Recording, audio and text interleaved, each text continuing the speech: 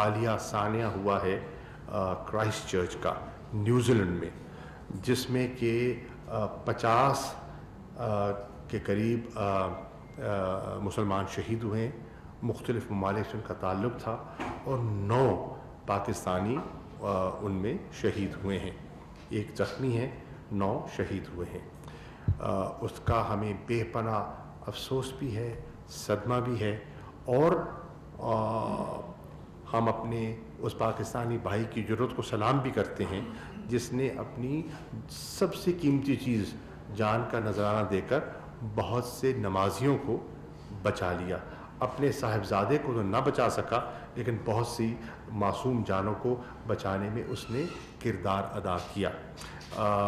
New Zealand کی حکومت نے اور نیوزی لینڈ کی وزیر اعظم نے جو ایک کردار ادا کیا ہے، سب نے اس کو سراہا ہے، اور انہوں نے ثابت کیا کہ وہ ان کی سوچ کتنی جداگانہ ہے اور ان کی اپروچ کتنی مناسب اور بیلنس تھی۔ اس میں ذرا بھی کوئی تعصب کی بو ہمیں کہیں دکھائی نہیں دی۔ بہت امن پسند ملک ہے۔ ایک افسوسناک واقعہ ہوا ہے، اور اس نے ہمارے موقف جو ہمارا تھا کہ یہ جو دہشت گرد ہیں یا دہشت گردی ہے، وہ کسی علاقے تک، کسی نسل تک یا کسی مذہب تک محدود نہیں ہے۔